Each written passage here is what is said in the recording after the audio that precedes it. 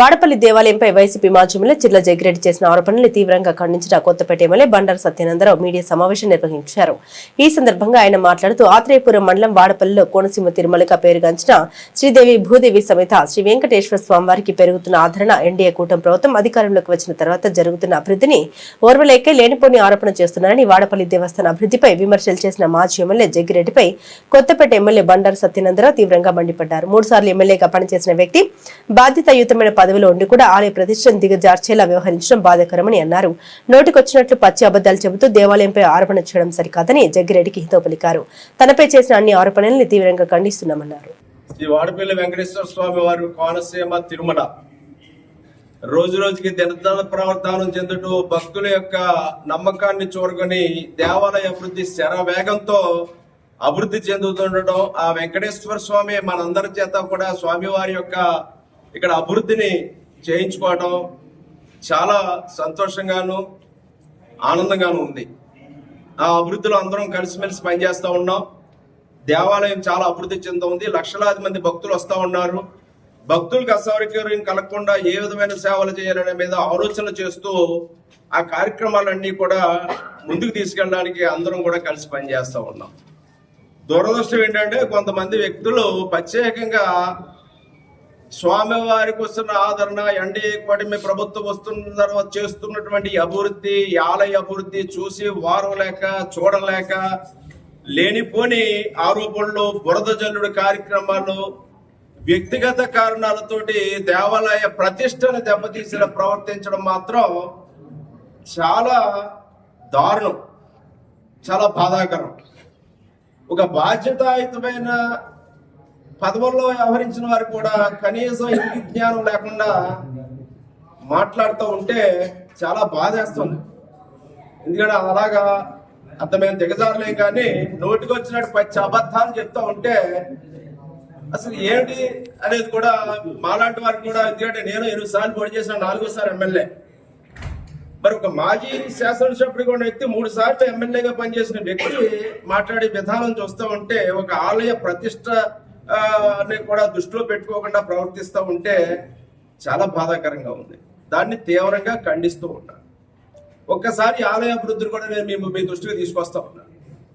ఇంచుమించుగా ఈనాడు ఈ ఆలయ అభివృద్ధి ఇక్కడ 43 కోట్ల రూపాయల పనులు ఎన్డీఏ కూటమి ప్రభుత్వం వచ్చిందని చేపట్టడం జరుగుతూ ఉంది.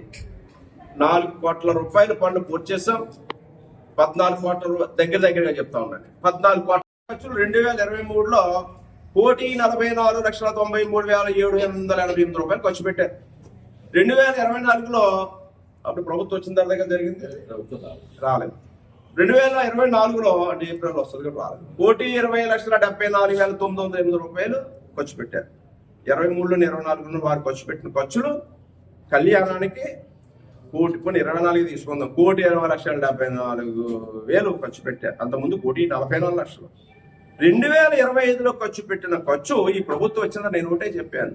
దానికి తగ్గ స్టాండర్డ్స్ తగ్గకూడదు. గత ప్రభుత్వంలో గత సంవత్సరంలో జరిగిన దానికంటే బాగా జరగాలి, కానీ ఖర్చు తగ్గించాలి. స్టాండర్డ్ అయితే ఉండాలి, ఇంకా బాగా జరగాలి, కానీ ఖర్చు తగ్గాలంటే మీరు ప్రయత్నం చేశారు. 79,9,248 రూపాయలు ఖర్చు అయింది. అంటే ఇంచుమించుగా సేవింగ్ ఎంత అంటే 40 లక్షల రూపాయలు సేవింగ్ ఒక స్వామి వారి కళ్యాణానికి ప్రభుత్వం వచ్చిన 40 లక్షలు ఖర్చు తగ్గించాం. ఫిక్స్డ్ డిపాజిట్ ఇందాక మా చైర్మన్ గారు కూడా చెప్పారు, 11,500 కోట్లు డిపాజిట్స్ ఉన్నాయి. బ్యాంక్ నిధులు 2 కోట్లు ఇందాక చెప్పారు. ఈ పనులు 43 కోట్ల రూపాయల పనులు ఇప్పుడు జరుగుతూ ఉన్నాయి. ఇవన్నీ ఒక పెద్ద ఎత్తున చేస్తూ ఉంటే అసలు మీరు ఎక్కడున్నారు ఏంటి నాకు అర్థం కావట్లేదు. దోపిడీ అయిపోయిందా? దోచేశారా? దోచేయడానికి ఎవరిచ్చారు? ప్రభుత్వం నుంచి 1 రూపాయి ఎవరు తీసుకోలేదే. ఎక్కడ అసలు ఏం డబ్బులు ఇస్తారో నాకు కూడా తెలియదే. అడుగుతున్నాం ఇమ్మని మరి టూరిజం శాంక్షన్ అండి, ఎస్యానానికి దీనికి చక్రం తోటకి వాటికుండా మరి ఎంత ఇస్తారు, ఏమి ఇస్తారు, బేస్డ్ డబ్బు ఇవ్వండి అని అడుగుతున్నాం.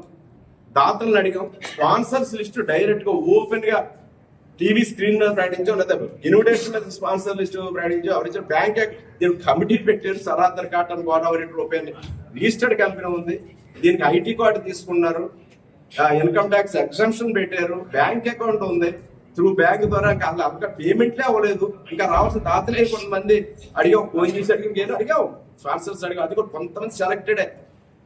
మీరన్నట్టుగా చిల్లర మల్లరా ఏదో షిరిడి సాయి కూడా కరోనా వస్తే షిరిడి సాయి గుడి దగ్గర డబ్బులు అడుగో, షిరిడి సాయి గుడి దగ్గర సందా ఆడమూలు షిరిడి సాయి గుడి దగ్గర కూడా సందా తీసుకున్నారు కరోనా పేరు చెప్పి, లేదా కరోనా పేరు చెప్పి పంచాయతీలో బ్లీచింగ్ పేరు చెప్పి కూడా బిల్లులు తీసుకున్నారు.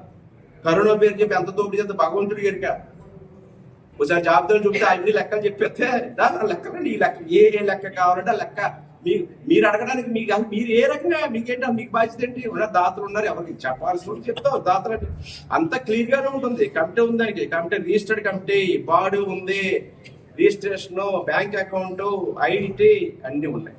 ఇది ఏదో ఒక సంవత్సరంతో ముగించేద్దాం ఉద్దేశంగా బండారు సంవత్సరం ఉన్నా పోయినా కానీ ఆ పోటీలు జరగాలనే ఉద్దేశంతో ప్లాన్ చేస్తూ ఉన్నాను. ప్రతి సంవత్సరం దాతలకు స్పాన్సర్ చేయాలా, గవర్నమెంట్ నోటిఫైడ్ చేయించాం, గవర్నమెంట్ నిధులు గవర్నమెంట్ ప్రతి సంవత్సరం కూడా తిరిగి ఇచ్చారు. ఒక ట్రైనింగ్ ఇన్స్టిట్యూట్ మొన్న దెబ్బకి మన ప్రోగ్రామ్ సక్సెస్ కి అక్కడ సంతోషంగా మీకు కూడా తెలియజేయాలని చెప్తా ఉన్నా. ఒక ట్రైనింగ్ ఇన్స్టిట్యూట్ కూడా ఈ యొక్క బోటు ఈ దీని మీద డ్రాగన్ బోట్ల మీద ట్రైనింగ్ ఇవ్వడానికి కూడా ట్రైనింగ్ ఇన్స్టిట్యూట్ కూడా పెడితే బాగుంటుందన్న ఆలోచన కూడా బయలుదేరాయి ఇప్పుడు గవర్నమెంట్ లో.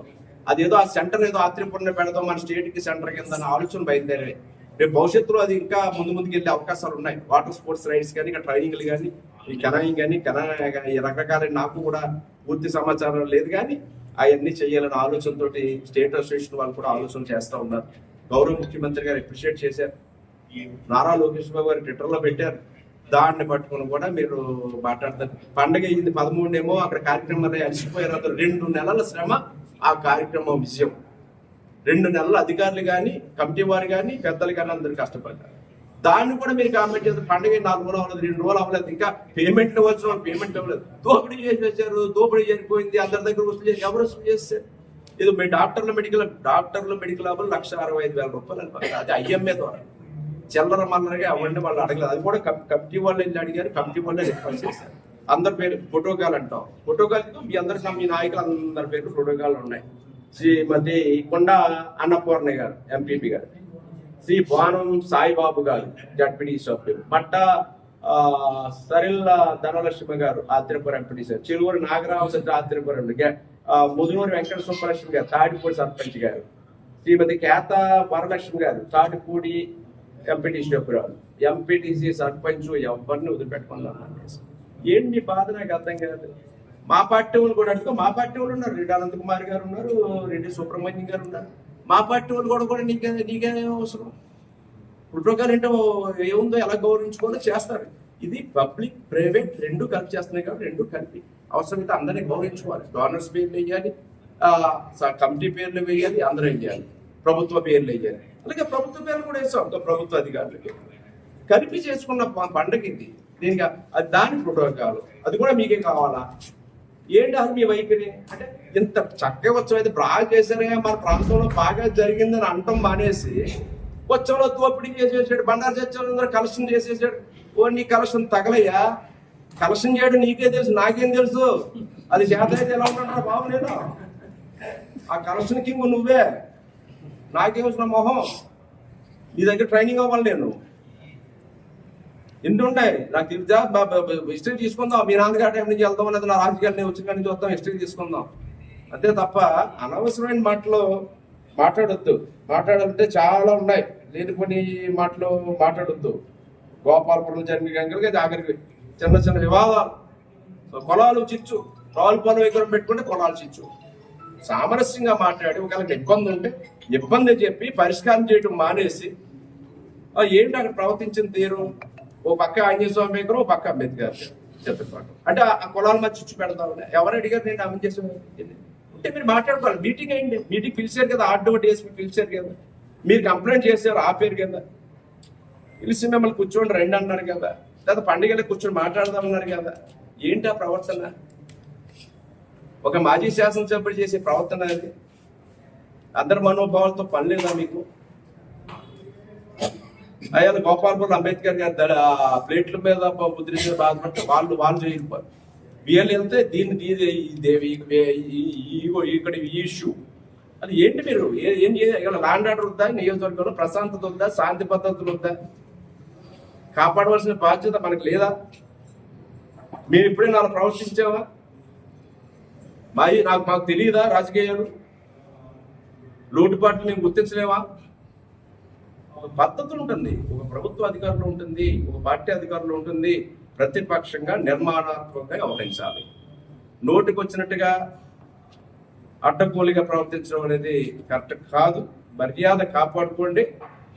మీరు మర్యాద తప్పితే దానికి సమాధానం సిద్ధంగానే ఉంటుంది. దానికి కూడా ప్రజలు మాట్లాడకపోతే ప్రజలు తప్పుడు సంకేతాలు వెళ్తున్నాయి.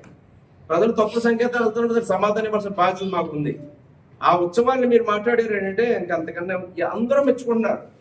చిన్న చిన్న లోటుపాటు సహజం. ఎమ్మెల్యే పుట్ట ఉండడం, నా కొడుకు పుట్ట ఉంటే పట్టుకుంటారు. దాన్ని ఒక నాయకుడు పుట్ట మర్చిపోవచ్చు, ఇవ్వచ్చు, ఇంకో చిన్న తెచ్చు, పెద్ద తెచ్చు. అయ్యేమని ఉంటే మేము సర్దుకుంటాం, అవసరమైతే సరి చేసుకుంటాం. ఏమిటి మీకు బాధ? మీ బాధ ఏంటి? కార్యక్రమం ఎలా జరిగింది? 90% సక్సెస్ మాటిది. 1 or 2% ఏదో లోపాలు ఉంటే భూతత్వం వేసి వెతికి దానినే మీరు తప్పు పట్టి ఏదో జరిగిపోయిందని అంటే అది ఏమన్నా కరెక్టా? అదొక సీనియర్ గా అనుకున్న చేసే పని. ఒక బ్రాడ్ అవుట్ లేదా ఖండిస్తూ ఉన్నాం.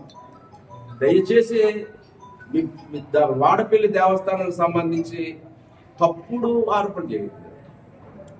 తప్పుడు ఆరోపణలు మానే వాస్తవాలు ఉంటే చెప్పండి. నిర్మాణాత్మకంగా ఏదున్నా లోటుపాట్లు ఉంటే చెప్పండి. వాటిని చక్కదిద్దే బాధ్యత అందరం తీసుకుందాం. ఇది ఒక మనకి ఇచ్చిన భగవంతుడు వెంకటేశ్వర స్వామి మనకి ఇచ్చిన అవకాశం. ఇది ఈ అవకాశాన్ని మనం ఎంత ఎత్తుకు తీసుకెళ్ళాలి అంత ఎత్తుకు తీసుకెళ్తాం. ఇవాళ భవిష్యత్తు ఎవరు ఎలా ఉంటుందో ఎవరికీ తెలియదు. కానీ ఉన్నంతలో న్యాయం చేయాలి. మీ బాధ్యత మీరు వహించండి, మా బాధ్యత మేము వహించాం. కలిసి అవసరమైతే రండి, మీరు కూడా రండి. మీకు కూడా గౌరవంతో ఇలా సహకరించి అందరూ కలిసి దేవాలయంలో చూసి వెళ్ళివ్వండి. మీకు కూడా చెప్పండి, లోటుపాట్లు ఉంటే చెప్పండి, చూసి వెళ్ళండి, కలిసి పని చేద్దాం. అంతే, చిన్న వాటి మీద వ్యవహారం చెయ్యొద్దు. ఉంటాయి వ్యవస్థలో లోపాలు ఉండవని, తప్పులు జరగవని. అవి పట్టుకుని మాత్రం మీరు దాన్ని భక్తుల మనోభావాలు దెబ్బతీయకండి. అంటే మేము రిక్వెస్ట్ అనుకోనివ్వండి, అభ్యర్థి అనుకోండి. మీ తీరు మారకపోతే దానికి ఏ విధంగా సమాధానం చెప్పడానికి మీరు చెప్తున్నాయి. థ్యాంక్ యూ అండి.